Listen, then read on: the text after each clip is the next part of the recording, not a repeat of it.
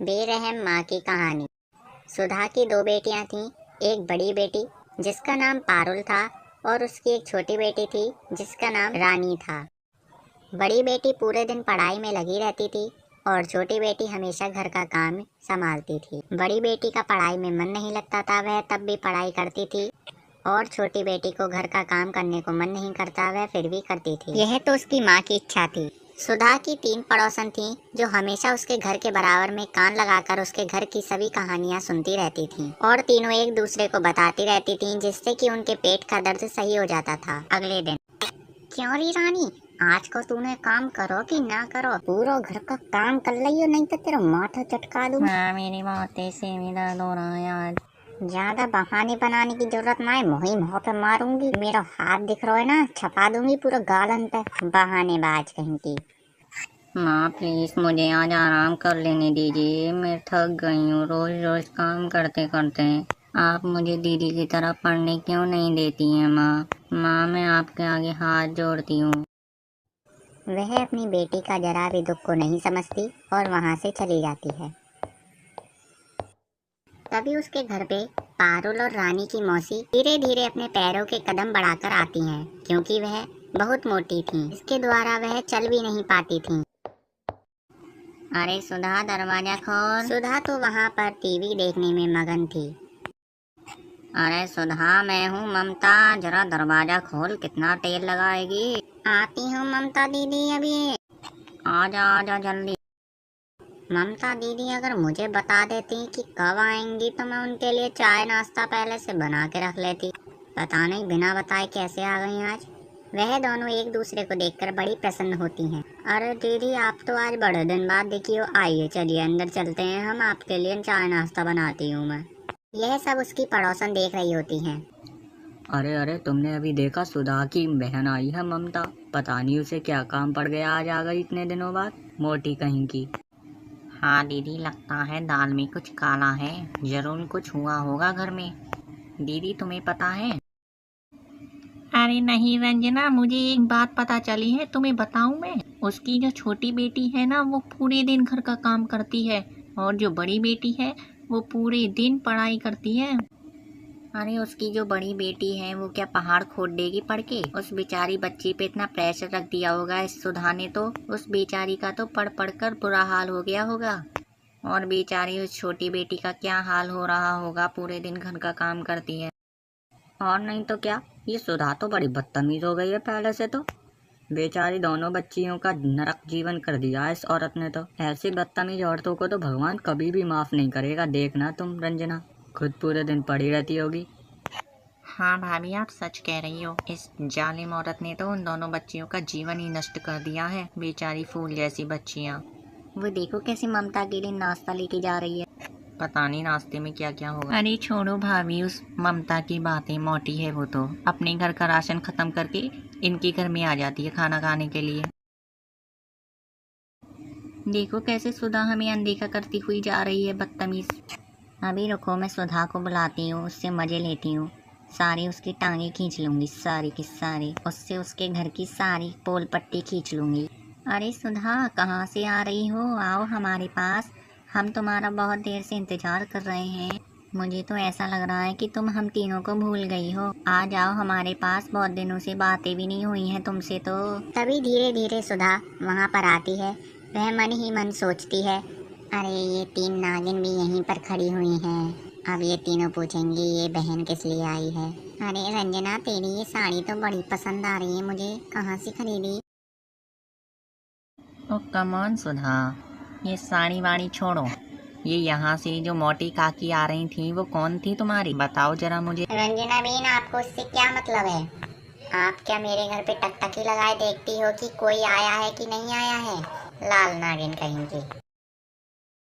अरे सुधा, तू ऐसी पहले तो नहीं थी, कि कहाँ से बोलने लग गई है तू ऐसा? तूने आज से पहले तो रंजना को कभी लाल नागिन नहीं कहा, ये कहाँ से बोल रही है तू आज?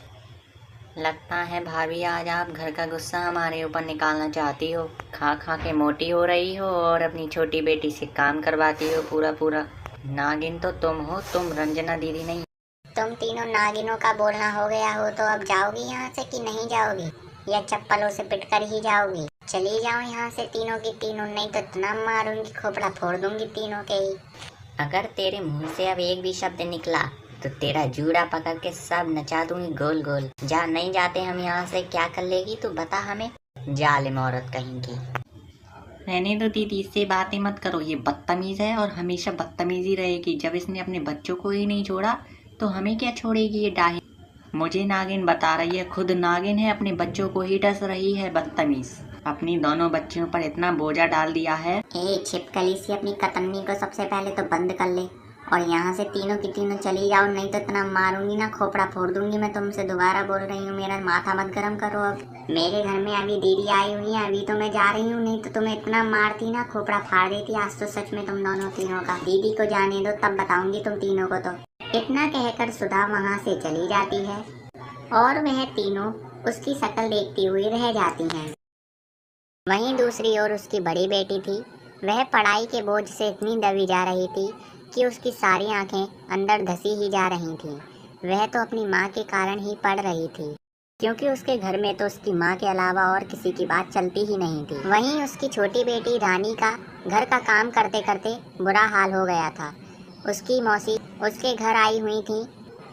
ममता मौसी के द्वारा विभिन्न प्रश्न पूछे जाने के बाद भी वह कुछ भी उनका उत्तर नहीं देती है, वह चुप हो जाती हैं। तभी उसकी माँ वहाँ आती है। कैसे हाल है मुझे बताओ, आप तो बड़े दिन बाद आई हो हमारे घर में, मुझे पहले बताया होता तो मैं आपको स्टेशन पे लेने आ जाती। अरे ये सब तू छोड़, पहले तू मुझे ये बता कि ये छोटी बेटी जो तेरी है ये कुछ बोल क्यों नहीं रही है, क्या करा है तूने इसके साथ ऐसा? कुछ तो नहीं दीदी, ये तो देखो खाना खा रही है, इसे तो कुछ नहीं हुआ है। आप खुद ही पूछ लीजिए इससे, मैंने तो इससे कुछ भी नहीं कहा है। देखो कैसे शांति से फ्रूट्स खा रही है। मुझे अभी तेरी पड़ोसन से पता चला है कि तू इससे पूरे घर का काम करवाती है और अपनी बड़ी बेटी को पढ़ने के लिए इतना समय देती है कि वह किसी भी काम को नहीं करती है। तूने तो सुधा अपनी दोनों बच्चियों को नरक में डाल दिया है। ये तू कर क्या रही है, कहाँ से सीख कर आई है ऐसा काम? हाँ दीदी, आप सही कह रही हो, मेरी तीनों पड़ोसन भी यही बोल रही थी। अब मैं क्या करूं, आप ही बताइए तो फिर, कि ये दोनों मुझसे बोलने लग जाएं। सुधा अभी ज्यादा देर नहीं हुई है, तू सुधर जा अभी भी, तेरे पास अभी पूरा समय है। ठीक है दीदी, आज के बाद मैं इन दोनों से कुछ भी नहीं कहूँगी, इनका जो मन करे मैं कह दूंगी, जो मन करे आप वो करो दोनों। आज के बाद इनसे मैं कोई भी जोर जबरदस्ती नहीं करूँगी, इन दोनों को मैं खुद ही छूट देती हूँ। इससे ये दोनों ठीक तो हो जाएंगी ना ममता दीदी, बताइए आप मुझे। तभी अचानक से रानी गिर जाती है और उसकी मृत्यु हो जाती है, क्योंकि सुधा को बहुत देर हो चुकी थी। सुधा और ममता दोनों सुसक सुसक कर रो रही थीं। सुधा को अपने किए का बड़ा पछतावा होता है। वह अब सोच रही थी और वहाँ से भाग रही थी। वह अपनी बड़ी बेटी के पास भागते भागते जाती है और वह वहाँ उसे जगाने का पूर्ण प्रयास करती है। अरे पायल बेटा देख, तेरी मौसी आई है, उठ जा, बहुत पढ़ाई कर ली तूने आज, उठ बेटी, तेरी सबसे बड़ी मौसी आई है। पायल उठना जल्दी से, अब तो बहुत देर हो गई है। ओहो, लगता है ये भी मुझसे नाराज हो गई है, अब क्या करूं मैं? उसकी लाख कोशिश करने के बाद भी पायल नहीं जगती है, क्योंकि उसकी मृत्यु हो चुकी थी। सुधा की दोनों बेटियों की मृत्यु हो जाती है। वह मन ही मन सोचती है कि हमें अपने बच्चों पर कभी भी बोझ नहीं डालना चाहिए। यदि वह अपने पड़ोसियों की पहले से ही बात मान लेती तो उसे ऐसा कुछ नहीं देखना पड़ता। तो दोस्तों, आपको वीडियो कैसी लगी कमेंट सेक्शन में ज़रूर बताइएगा। आपको वीडियो अच्छी लगी हो तो वीडियो को लाइक कीजिएगा और चैनल पर नए हैं तो चैनल को सब्सक्राइब कीजिएगा। मिलते हैं अगली वीडियो में, तब तक के लिए जय हिंद जय भारत।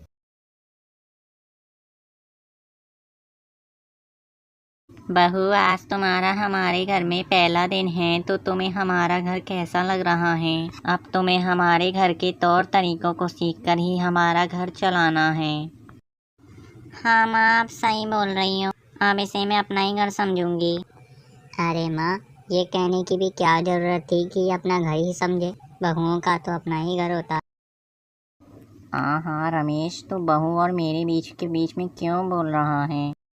अरे नहीं, माफ़ करिएगा आप माँ जी, ये रमेश भी ना कुछ भी बोलते रहते हैं। अच्छा माँ, अब आप सो जाइए, आपने बहुत दिनों से शादी के चक्कर में आराम नहीं किया। हाँ माँ, जाइए आप घर में आराम कीजिए, मैं यहाँ का सारा काम समाप्त कर देती हूँ। अरे बाबा, अभी तो बहू के आए हुए 1 घंटा भी नहीं हुआ और यह दोनों तो मुझे अभी से आराम करने के लिए बोल रहे हैं। और नहीं तो क्या माँ, जब बहू आ गई है तो आपको आराम ही करना होगा। अब तो जाइए आप कमरे में, बहू आपके खाना बनाकर आपके कमरे में ही देने आ जाएगी। जाइए आराम कर लीजिए थोड़ा। ठीक है, बता देना जब खाना बन जाए तो मैं आ जाऊंगी नीचे। और हाँ बहू, मैंने सुना है तुम नॉन वेज खाती हो, तो बिना नॉन वेज वाला खाना बनाना, नहीं तो मुझे बहुत गुस्सा आएगी। बहू, मुझे ऐसा क्यों लग रहा था कि तूने मीट बनाई है हमारे घर में। अरे तो क्या हो गया माँ, ये भी तो भूखी थी इसीलिए इसने खाना खा लिया। जैसे हमने बिना नॉन वेज खाया, इसने नॉन वेज खाया। और हाँ माँ जी, आप मेरे खाने पे टोक मत लगाइए। आपने कहा था ना कि मेरे लिए नॉन वेज नहीं बनाना, इसीलिए मैंने आपका बिना नॉन वेज वाला खाना बनाया है। तेरे बात करने से भी इतनी गंदी बदबू आ रही है। कौन सा मांस खा के आई है तू? आज के बाद खा मत लियो मेरे घर में मांस वगैरह कुछ भी। मांस खाने वाले से मुझे बहुत नफरत है।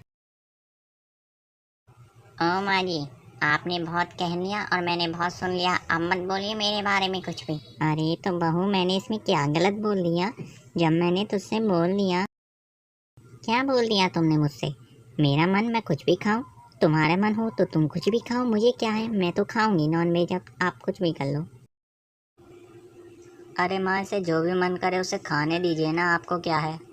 बड़ी आई बुढ़िया कहेंगी मुझे रोकेगी। तू रोक पहले, मुझे रोकने वाली।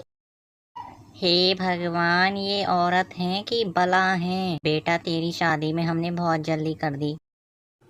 अरे तुम जग गई, बड़ी जल्दी जग गई आज तो तुम। वैसे तुम्हें माँ से इस तरीके से बातें नहीं करनी थी, तुमने गलत करा।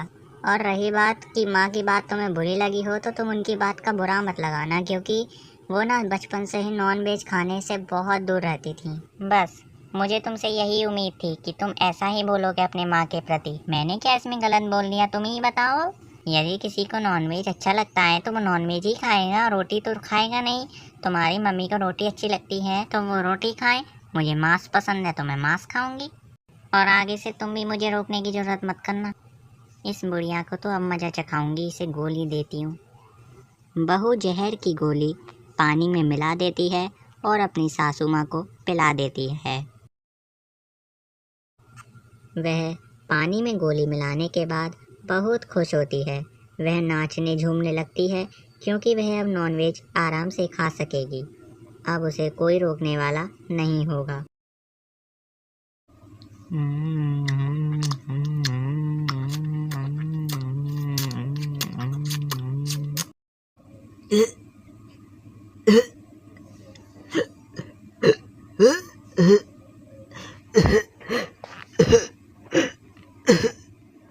वह उल्टी करते करते अपना दम तोड़ देती है। आज उसका बेटा भी वहाँ नहीं था। रात हो जाती है, उसे कोई भी देखने के लिए नहीं आता है, क्योंकि घर में तो केवल बहू थी। अबे कैसे रोकेगी तू मुझे मांस खाने के लिए? अब तो मैं जी भर के मांस खाऊंगी और तुझे जान से मार दिया ना मैंने। अब तेरा क्या होगा?